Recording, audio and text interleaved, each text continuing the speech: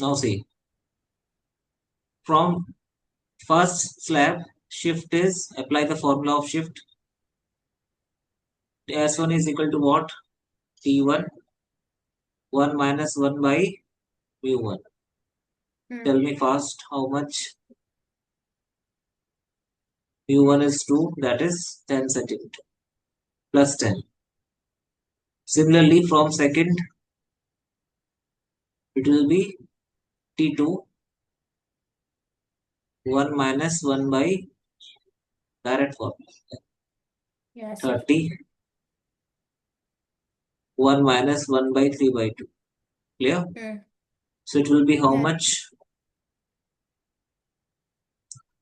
It will be, tell me first, 10.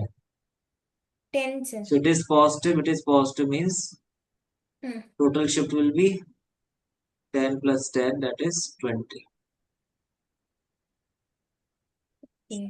Clear? Yes, sir. That is net shift.